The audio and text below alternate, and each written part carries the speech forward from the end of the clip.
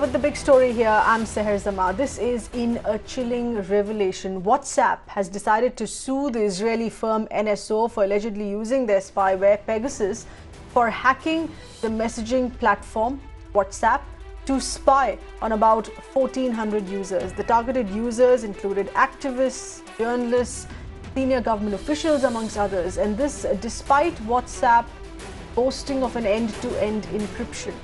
The Indian Express had reported WhatsApp confirmed to them that at least 24 journalists, academicians, Dalit and human rights activists in India are part of that, have also been targeted.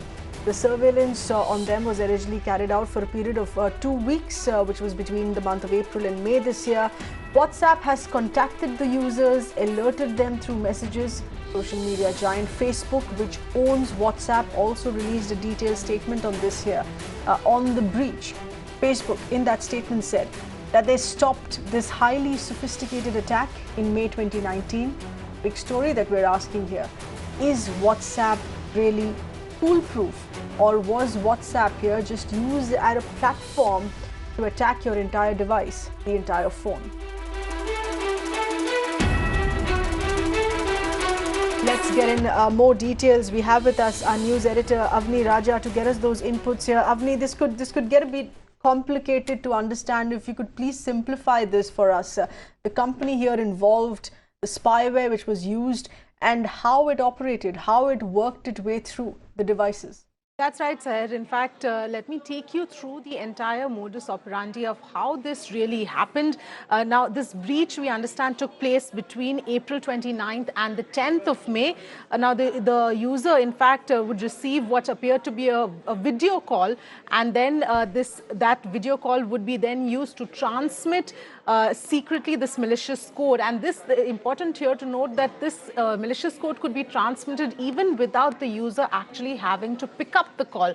So that's how this entire modus operandi really worked. As far as India specifically is concerned, about more than 20 Indians have been affected. The targeted here, the surveillance was for a 2-week period, like we pointed out. This Israeli spyware was used, and WhatsApp, in fact, then also contacted all the people who had been impacted by this to tell them. In fact, there was a detailed statement also that was released by Facebook about this entire this hacking process that happened, where it explained what really happened, saying that 1,400 people perhaps were impacted by this, and a special message was sent. They managed to stop it, but this cyber attack exploited their video calling system, and the attack developed to access messages after being decrypted. And now they've, of course, filed a complaint as well in a US court for this, Seher.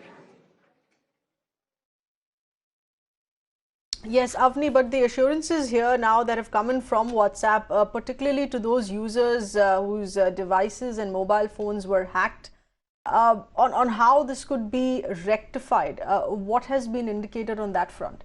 Well, Facebook has in fact indicated here that they have taken whatever measures were needed to stop this, and they managed to do that.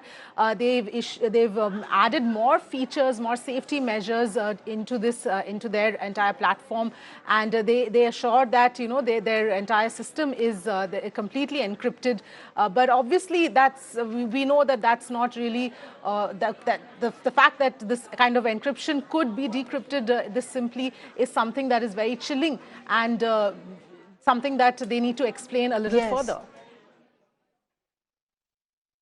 Yes, and the ease with which it enters a device. A missed WhatsApp call is all it takes to enter your device, to enter other systems, other apps that are operative in your phone and device. Avni, thank you for getting us those details. We're getting in further breaking inputs as far as this company, the Israeli firm NSO, is concerned, and how they sell this spyware Pegasus.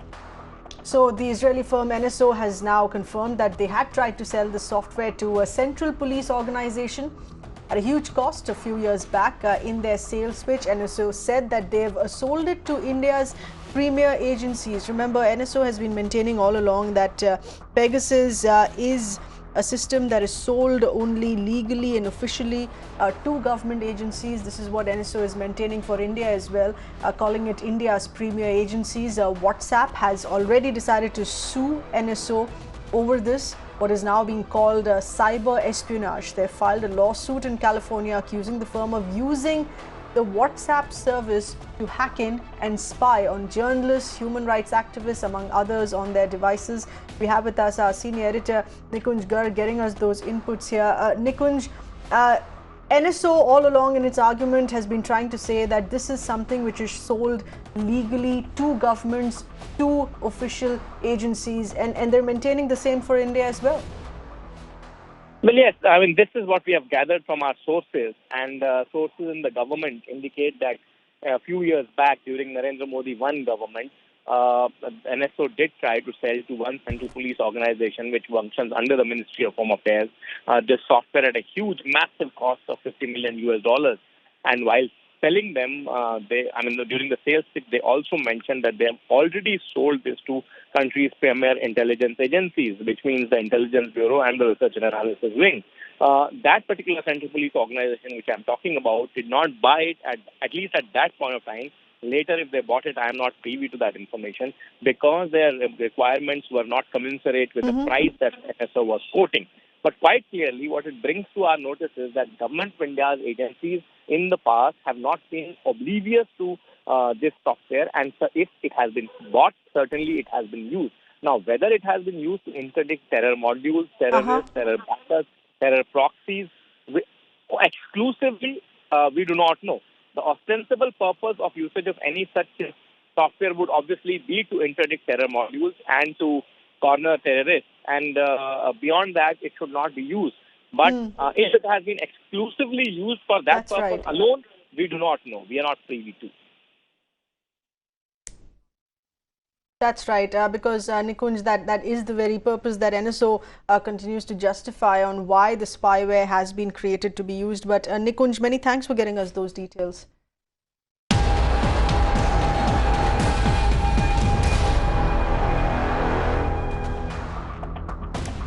Our sources telling us here that human rights lawyer that is representing several accused in the Bhima Koregaon case, Nihal Singh Rathod, claims that WhatsApp had officially informed him that he was a target of surveillance, which means that his phone was attacked by the spyware Pegasus. Reports here say that the lawyer also suspects Bhima Koregaon accused were targeted as well.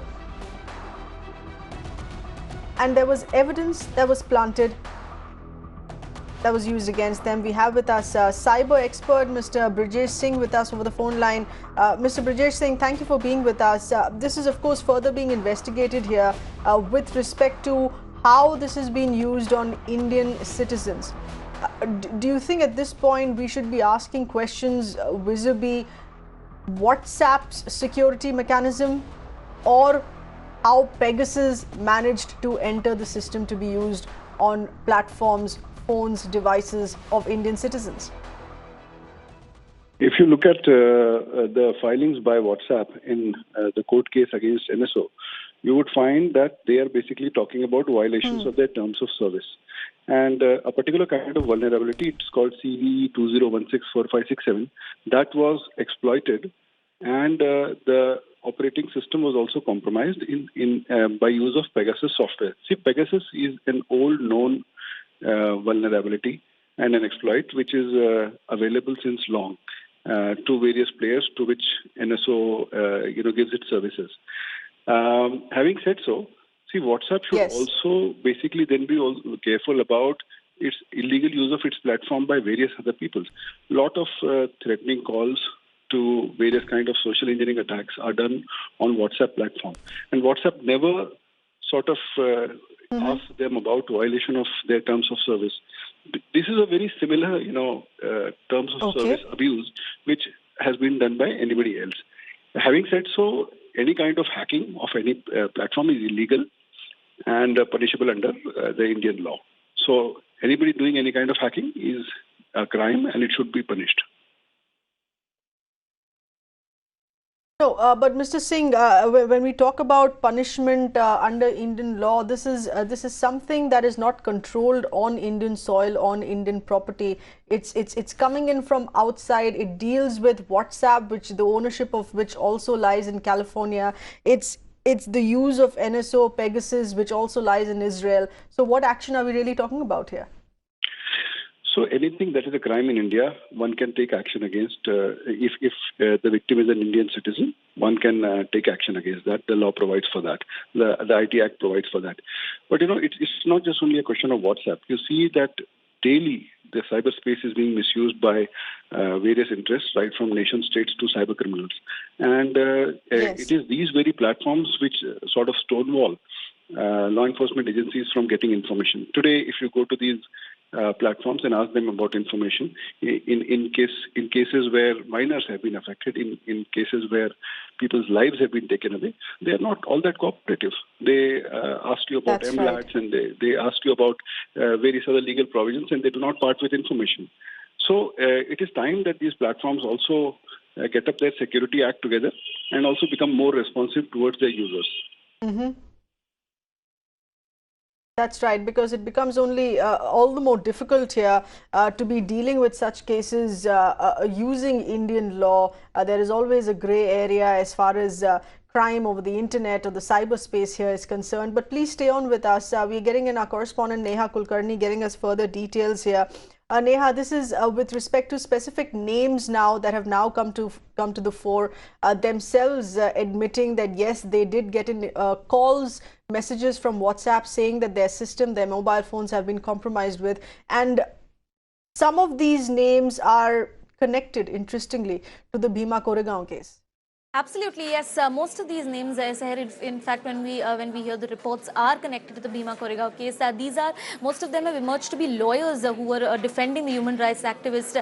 Many names that have come out include Nihal Singh Rathod, also Sudha Bhardwaj here. These people were called in by the Citizen Lab. They were asked they were confronted whether such and such details have happened with them. In fact, Citizen Lab also told them that their WhatsApp accounts have been hacked, and they were asked to remain careful. At that time, Citizen Lab also asked them to take precautionary measures as to what should be done. So definitely many names here are coming of Indian journalists, also many other journalists being under attack here. But interestingly, Seher, when we also contacted WhatsApp for a response on this, they have come out with a statement saying that yes, such and such action is being taken. In fact, they are also saying that they are planning to bring a permanent injunction against the NSO group from using any of WhatsApp service. So this remains an important statement coming here from WhatsApp. And while NSO has been completely denying that they have any role to play in this, WhatsApp has said that they have gone ahead and filed a complaint in the US federal court on Tuesday, and they will be taking future action on this.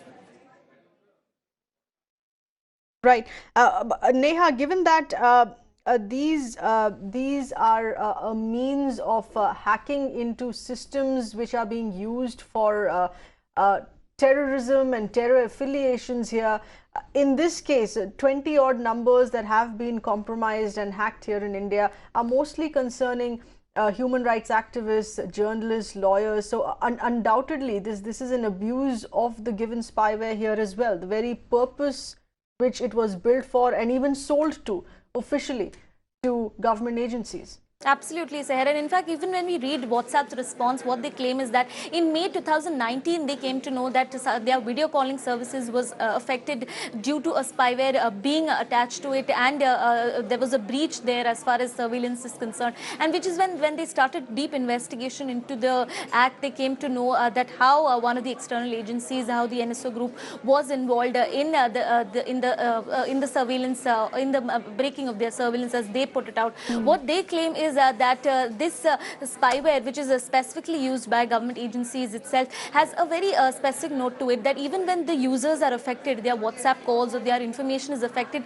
they themselves don't come to know about it, considering they don't even receive some kind of call they have to receive any call to be able to understand that that virus has been activated. So what the WhatsApp is saying is that they are working towards understanding how this spyware can be removed from the service. They have taken action against it, as as they have put ahead in their statement, and they are making and they are resourcing their agencies, their utilities to ensure that this spyware is completely inactivated and no more user is affected. Okay. Yes, stay with us. Mr. Brijesh Singh, from what you've heard from our correspondent Neha there, is this just convenient posturing by WhatsApp saying that we've gone ahead and sued NSO for using this, for compromising systems that were using WhatsApp? Is this just convenient posturing? Because at the end of the day, it is the vulnerability of WhatsApp, despite that assurance that there is an end-to-end encryption, that WhatsApp as a platform was used to hack into systems. So, every platform has some kind of vulnerabilities, and there are vulnerabilities which may not be known to the platform. As far as I know, these companies are very clear about their security. They have large security teams. They do continuous research. They spend a lot on that. They have excellent technical capabilities. Still, even after that, there may be various kind of possibilities of exploitation of the operating system, the network, or the handset, and which may lead nefarious actors to, spy and take data and information from individuals. There is also a breed of software which is called stalkerware. It's also used by spouses, who are basically wanting to know about the whereabouts of their other half. So this also is a large question which has not been discussed till now, but a lot of people install stalkerware on their spouses' phones, which is an equal violation of privacy. So there would be definitely at all times such vulnerabilities and exploits available, but it is a job of these companies that if you have billions of subscribers, then they trust in your platform and they trust in your technology, and it is your duty that this trust is maintained and not violated. That's right. Let's also get in cyber expert Mr. Ritesh Bhatia with us on the phone line. Ritesh, thank you for being with us here. This is where the scales are tilted, extremely imbalanced against a citizen, against any ordinary citizen using their mobile phone, because we're dealing with a spyware which is so extremely sophisticated in its absolute silence while it continues to hack into our system. Yes, sir. And honestly, this is nothing new because spyware has been existing since ages. Like from the time we have been having smartphones, like as Mr. Brijesh Singh was rightly pointing about the stalkerware. So these spywares have been in use. There are employers who spy upon their employees, or they call it as employee monitoring software. There are parents doing with the children. There are spouses doing on their the better half's phone and all. So all these things have been happening. But then, this kind of an attack that really happened was, I wouldn't say it's an attack also. It was quite sophisticated in nature, because just imagine, just by giving a missed call, a VoIP missed call, and the entire phone was compromised. And honestly, there was nothing that any user could have done also. Like in the case of the other spywares, at least the users can, have certain kind of awareness and precautions. But something like this, the way it was exploited, I would say technically it was quite brilliant in nature. Right, technically, of course, but it is an attack nevertheless. It is your privacy being compromised, not knowing where all your private information, and look at the extent of that access. We're putting that down in bold text for our viewers to understand. This is access to your contacts. This is access to your other numbers, your images, chats, every possible thing that you have stored on your phone, Ritesh. Do you think this is something that can be rectified? WhatsApp, of course, has been sending in assurances to their users of the systems that were hacked. How can this be rectified? Say the moment WhatsApp, see, these are like zero-day exploits. That means even the developers or these platforms are also not aware about, and the bad actors, they take advantage of this. And the moment platform providers or technology companies know about these 0 days, they immediately fixed it. So WhatsApp had fixed it immediately, and hence it's very, very important, like even for all we users, that the moment, there is an update that's released, or even if our phone shows, okay, there is an update, we need to patch it up. We need to update this. So WhatsApp had taken this particular step, no doubts about it. Wherein they fixed it and they also informed those 1,400 people and things like those they have already done. But the bigger question over here, or the bigger point over here, is that we as users need to understand the importance of updating our devices. It's extremely important to do so. All right, well pointed out there. Of course, valuable information. Keep updating your apps and devices. No long clinging on to one device for more than perhaps 2 years, or perhaps even sooner, Ritesh would say. But Mr. Brajesh Singh, if you're still on the line here, what is this? What is it for the government to do today? For the government of India, for those 20 odd numbers that have been hacked upon. In fact, let me ask this question to Mr. Narendra Taneja of the BJP with us over the phone line. Mr. Taneja, thank you for being with us. Help us understand the kind of assurance today, right now, that should be coming in from the government, because NSO in its defense has all through said that this is a spyware which can be used only if it is sold to a government agency or a premier agency of the government. Yeah, but you see, the point is that are they talking about our government? Are they talking about the central government? Are they talking about some state government? Are they, these are the questions. The question is that we have seen the report ourselves, and we are equally concerned, because you see, when it comes to the fundamental rights of Indian citizens, that includes me, you, and all your viewers, these are sacrosanct things. That's our, so these so that's why we've asked WhatsApp to explain. And we have been given them a time, deadline also. On Facebook has also, made a statement on that. Now, the point is that, so we are also waiting for the information. And as I said, that we have seen the reports in the media, and we are equally concerned. But to, this by a Congress party and some other people basically pointing fingers in our direction, that clearly show their mentality, because the Congress is known for such things. You would recall when... Right, but Mr. Narendra Taneja, is it just for... Yes, is it just for asking WhatsApp to explain here on this, or should the Israeli firm NSO be asked as well, taken to task by the government as well? No. The point is that all that needs to be done will be done. I mean, you see, one thing is very clear. We can't compromise with the fundamental rights of Indian citizens. There can be absolutely no compromise with that, because that's these things are sacrosanct. This is guaranteed by the Constitution. So, and whether which government they are referring to, are they referring to, is there reference to, and moreover, they are making this statement, but who knows? I think what you're not talking of some organization which is, taken an oath under some constitution. These are commercial organizations. They make a statement basically for whatever reason. So we don't know. The point is, so that's what I'm saying. If they just basically, sometime you can point your finger in the direction of X because you want to protect yourself. So we don't know. So we have asked these questions to everyone concerned, WhatsApp also. And one thing, as I said, I repeated that, when it comes to the fundamental rights of the Indian citizens guaranteed under the Constitution, we have got the government of India is there to protect the fundamental rights. These things are sacrosanct. So absolutely no question of any compromise when it comes to the fundamental rights of the Indian citizens. Congress party is doing it because they have no other issue, no narrative. It's a party which is basically intellectually and mentally bankrupt. So let's not waste our time on such a political party. Mr. Narendra Taneja, many thanks for speaking with us and the other voices here on this as well. It's important to hear in that assurance that comes in from the ruling party, the BJP, that there will be a zero tolerance here on this. It's just been 20 Indian numbers out of 1,400 worldwide that were hacked.